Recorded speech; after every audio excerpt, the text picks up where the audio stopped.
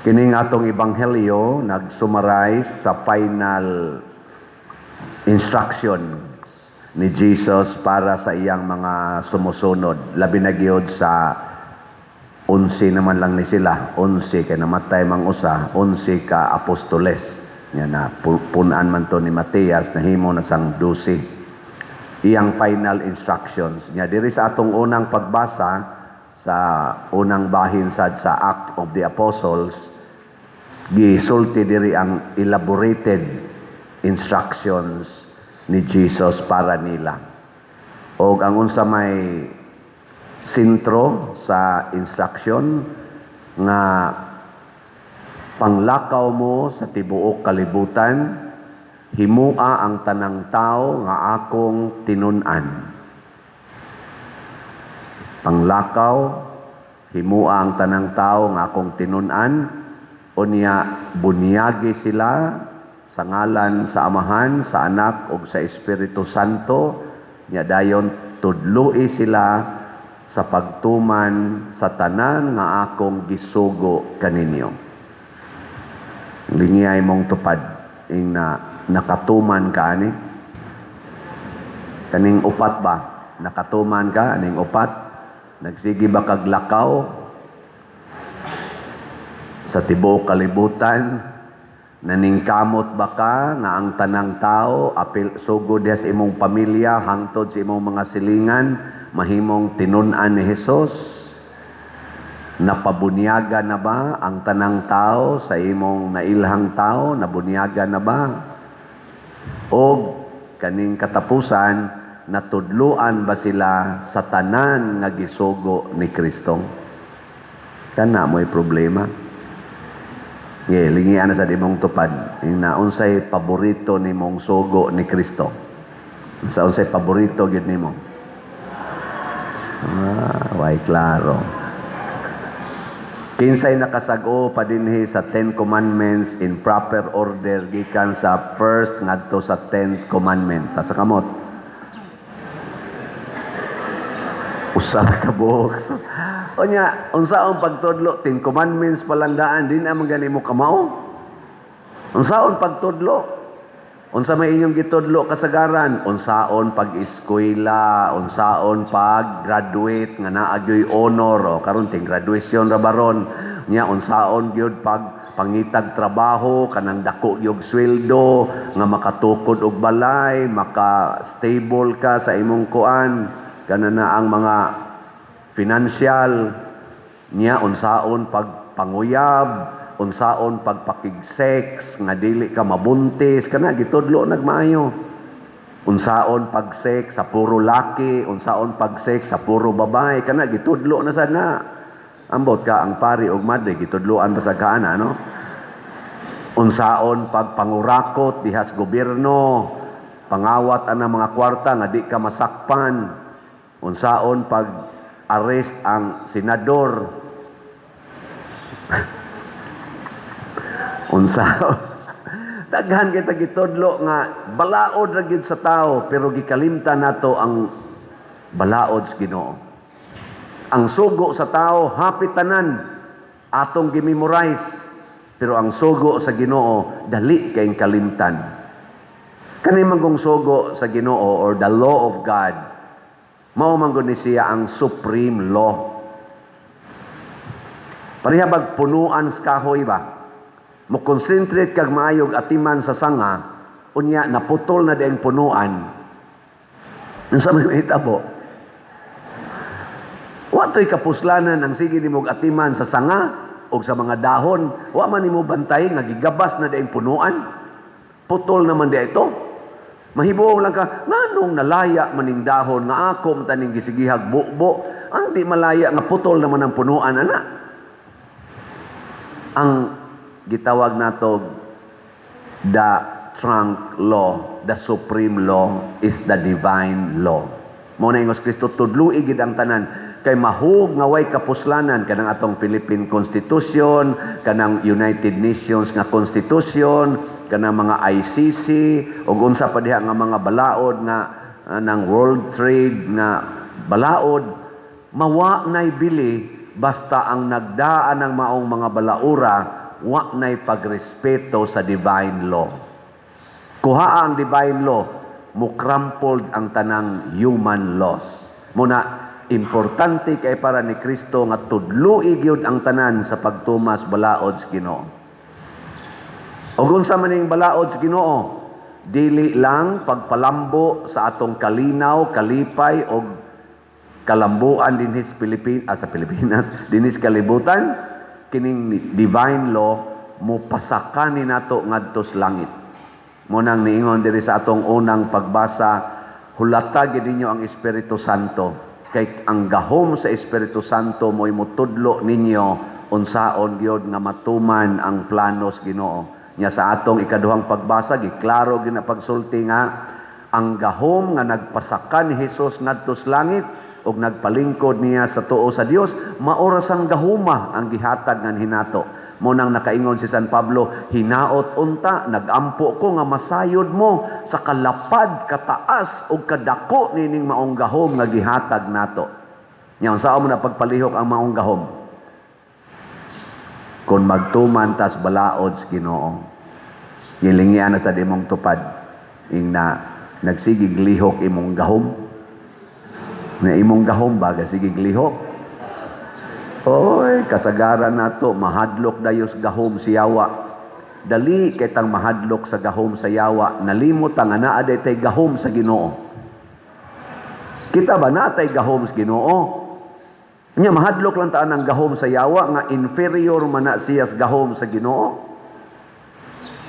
Nabitang magpa-blessing na kog balay, moingon din, Pader, blessingi among balay. Usahay moingon ko, nganong inyong balay blessingan maning karaan maning ignaw? Daghan lagi mig mahibudngan, Pader. Ana, daghag mahibudngan. Nako nya inig human akog blessing ug musamot sila kadaghan. Ako'y mabati ani. Nung napayuban moingon, Pader, ang among yuta ba, among ibaligya nya nahibaw-an mo na, Pader, gud nga naay gipatay diha, Pader, di man mo palit ang mga kuan, Pader, kay ilaos ang ipa blessingan. Nako kisa mao na inyong tawag nako kay blessingan to kay naay gipatay diha. O daghan magug kahibudngan, Pader. Nako nya ighuman akong blessing og di mawa nang gikahibudngan ninyo. Dili mahalin inyong yuta tungod nako, ako na inyong pasanginlan. May lagmuhog mos kolekta dinhi. Onya karon kay tulo naman kapari ang gipa-blessing, wa man gid mawa. Ni kuha silag tambalan. Naghala didto gawisik-wisik og dugo, gaihaw, ngaway galuto, ngaway mga asin og gihurim-huriman og maayo sa tambalan og nawa ang gikahibudngan. Karon kada nila blessing og mga lugar ang kadtong tambalan mo ilang tawag kundi nas Padersiano kay why effect ngano man kay nalimot ka nga ang gahom sa Yawa mo to'y naggigamit atong tambalan unya kay ang Yawa ra mo sa gatingog-tingog didto iya dayong giwa ang iyang presensya aron adto nakamutuos tambalan. Ang pasabot lang nako ba kanang imong makita magtingog-tingog, kanang mga sakit, mga kasakit, apil na ng kamatayon, sa Yawa man na. Ayaw kahadlok ana. Kay bisag moabot patas kamatayon, mubalik ratag kabanhaw, kay maula gito ang gahom sa Espiritu Santo, dili masirad-an sa kamatayon, mubalik ra na pagsaka, og mulahos pagina ngadto sa langit. Ay kahadlok. Ngilingyan na sa dimong tupad. Ingna, basig karong gabi na kamamatay. Ingna ba? Nabasig karong gabi na kamamatay. Nya, mangutana mo na siya nimo. Unyag matinuod na, unsa may akong buhaton. Kinahanglang mo palit ka karon og raffle ticket. Palit yung raffle ticket karong adlawa. Kay naidaghan kay naninda dias gawas. Nganong raffle ticket may solusyon og mamatay ka karon kay kanang imong kwarta di na nimo madaas langit. Pero inigpalit nimo raffle ticket ni tabang ka sa simbahan, kanang imong gibuhat nga pagtabang sa simbahan mao nay makapahiusa nimo ni Kristo kinsa mao ang simbahan. Ang lawas ni Kristo mao ang simbahan. Nya kay do naman kay gibuhat nga maayo sa lawas ni Kristo, dili kanya balibaran dito sa iyang gingharian. Nilingay mong tupad, ingna sakto. Ingna di na kuron maniud to og manihapon, ako na ning ipalit og raffle ticket. Ana. Kay manihapon ka, maniud to ka, mamatay ramang gyapon ka. Mamatay ramang gyapon. Unya, makapalangit na nimong imong gikaon, dili. Pero di ka mukaon karong Domingo ha. Unya ang imong budget imong ipalit og raffle ticket, pastilan. Mamatay ka ugma. Apan ritso kas langit. Kay maunay paglihok sa gahom. Pila na may atong halins ticket, gamay pag na. Niabot nag 12,520 ang atong halin. Pakpak. Unya ang atong pledges katong one-stop challenge niabot nag 93 ka one-stop challenge katong tag 20,000 nya 18 pa ang narimit, 75 pang wapa marimit. Salamat kayo ninyo ani. Ug naa pa gyud koy gamay i-announce ninyo nga magpasalamat ko, di ba atong few weeks or last week ba to ni-announce ko nga nag 5-day allowance na lang mi dinhi kaming mga 40 plus nga mga staff including myself kay di napaigo ang atong kolekta sa among expenses. Mo nang amo na lang gi 5-day allowance. Thanks be to God na positive ang atong operating expense income niadtong niaging semana, makatilaw na sad mig 7-day allowance. Salamat. Diba ko inyo ra gipunag jutay ang inyong gihog sa kolekta. Pun ipagyog dako-dako. Ano bang hog sa sibot ba? Usahay man gud ka kanilang ni ang G sa kong ihog ana. Nya pagkadungog tingali ninyo nga nag 5-day allowance lami basig imong gi 20. Ana, nya kadto sa mingon 50 kong ihog basig imong gi 100 na positive in town mi. Karon pun ipagid ninyo. Kay makamo nay makapahimo ninyong langit. Muna ang balaod ni Kristo, ang balaod sa simbahan, akong tagaan mo og foundational laws nga mao'y atong timan-an. Aron inig-apply nato sa tanang balaod sa kalibutan, malegal man o mamoral laws sa kalibutan, mahimog yung epektibo. Unsa may unang supreme law, the law of love. Mag-impose gani kag balaod out of anger or pride, wa gani kapuslanan. Nganong gigukod man si Senador Bato de la Rosa pag-abot niya dito sa Senate. Kay ilag yung ipamugos nga i-arrest siya bisag way warrant of arrest. Why klarong warrant of arrest? Pero nganong ipa-arrest man gid siya kay dunay naglagot niya. Naglagot niya nganong naa siya sa Senado, naglagot niya tungod kay nakakontribute siya dako kaayo nganong nisikat ang mga Duterte sa ilang war on drugs. Ana. So balaod gyapon na nga i-arrest siya pero out of anger and pride and selfishness. Mao taw tong nagma siya. Matod pa ni bagong Senate President Alan Cayetano, kinahanglan pag ninyong gukuron ang senador og naagin mo'y arrest warrant, giari na lang unta ninyo sa among session hall, i-welcome mo namo oy. I-welcome mo namo, di na kinahanglan maginukdanay pata. Og do na pagilaing tumong kuno ato, dili pasudlon gyud sa Senado si Senador Bato kay makabutar siya para pag-change sa leadership sa majority dito sa Senado. Og nakalahos man. Mao na ang nahitabo karon. Ikaduha nga supreme law, the law of truth. Mag-apply tagbalaod nga bakakon kay tastanan. Kunuhay kitay balaod pero bakakon kaayo, maway kapuslanan ang imong balaod nga gigamit. Kumusta man ang nag-impeach, na-impeach naman sa Congress ang atong Vice Presidente, kanang mga congressmen nga ni-impeach sa atong Vice Presidente, matinud-ano na bakakon. Tubag. Kusga. Purting bakakuna. Nga naman. Wa gani sila ka sulbad sa flood control nga scam, wa gani sila ka sulbad sa nangawang kwarta sa PhilHealth, sa DepEd, sa unprogram funds nga kadtong Maharlika funds pagyod, kadto pagyong atong gold nga nawagtang gibaligya nga trillions na siya, daghan kayo mga testimonya ana, wa gay sila kasulbad, kunuhay mo sulbad sila sa kaso nga gi-accuse nila sa Vice Presidente niya, ila pag yung i-impeach kay maunay kasulbaran sa problema sa atong nasod, baka kung sila di na tinuod nga ang pag-impeach sa Vice Presidente makasulbad dining atong krisis sa ekonomiya, krisis sa moralidad, krisis sa legality, krisis sa atong relasyon sa atong nasod.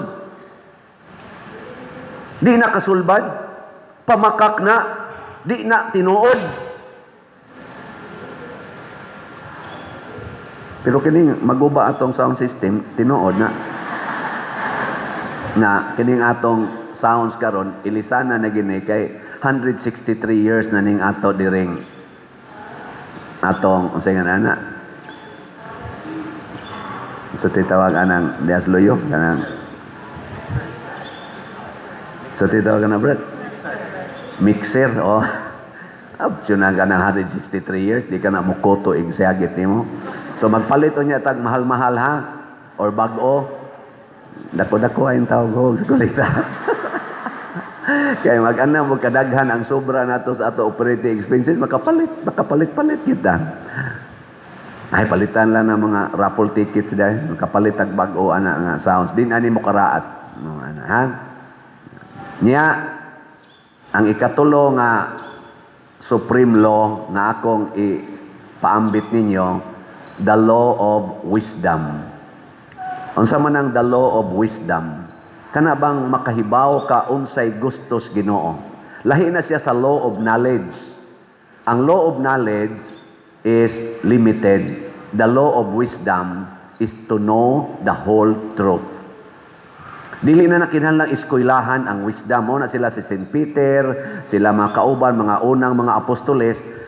Wa to sila mga eskwela, pero kahibaw sila mga panghitabo gani na memorize nila ang Biblia bisag wa sila mo eskwela. Iniglalis nila sa mga Hudiyo, lupigon ang mga Hudiyo sa lantugi bisag mga professional to sila, bisag mga lawyers nganuman naaman sila'y wisdom to know the will of God. Kanabitang pag-uyab-uyab, unsa may gamitan nimo wisdom? Law of love man ano? Law of love. Kana bang manguyab ka ba? Kanang maibog ka. Tungod man na sa law of love. Lingay mo to pa din na nakasuway na kang na in love. Ingna ba? Ingna nakasuway na ka? Ako kadaghan na gyud sobra na tingali ka 50 ko na in love. Pero dunay pagbati nga dapat nimo i-temper aron dili ka mahimong makasasala. Ang wisdom mutudlo na nimo sa boundary asa ra ka kutob aron dili ka kasala. Pero ang knowledge, pataka lang ng knowledge. Pag kondom, okay ra na. Insa niya sala man ang sex without marriage. Kanang way kasal niya makig-sex ka. Tuo man kada di na tinuod. Basta di lang ka mamabdos mo na importante. Mao man ang knowledge. Insa unyag mamabdos ko mabuslot ang kondom, ay naay abortion, abortion. Kumo na kay ng abortion, knowledge gyapon na. Pero ang wisdom yun, kadako ang nagsala, mupatay ko kag tao. Basta di lang ka masakpan, legal naman sa lang abortion. Good. Ana. Isa nga numanig magminyo ko. Hoy, bati kayong minyo. Magminyo ka, makapag palang kag buangon kay tanan. May papuyo-puyo na lang. Kay aron og di gyud magkasinabot, pila ra may pagbuwag. Knowledge na, pero ang wisdom moingon, kay ang pamilya mao ginay sukaranan sa kinabuhi. Malusno ang atong kinabuhi basta di ta mabilong sa pamilya. Wisdom na siya. Nakaron, kinsa may nagamit og wisdom sa ilang paggamit sa atong balaod sa Pilipinas, sa atong Philippine Constitution? Ang mga Marcos Group, Duterte's Group, o Pinklawans Group. Ang nagsupak-supak sa atong balaod sa Pilipinas, mo'y hinungdan nganong nalusno atong ekonomiya, nganong nagkagubot sa Senado, nganong nagkagubot atong katilingban, kay gigamit nila ang atong balaod sa ilang kaugalingong interest. Gibend the law nila. Wisdom tells us, you cannot bend the law. That is injustice. Pero ang knowledge, may ngorgan na, no, we can bend the law. Sige, bauga ko nun ang imong liog. Ang law sa liog, straight man. Bauga. Pwede ra? Pwede man, pero magkalisod ka. Magduko naman ka. Kaning ato sang likod, straight man eh. Bauga. Kanang imong naong hapit na muhawak si yuta. Yadin adyo ka katulid. Pwede? Pwede man, pero maglisod ka. Muna, kamong mga magbabalaod nga moingon, let us bend the law. Ya kamo pagigakupot ros atong dagkong katungdanan, maunang nagkalisod na taron because you bend the law. Nagkalisod ta. Law must be straight, must be stable, must be just. Justice is not flexible. It is straightforward. Justice. Mao na ang wisdom.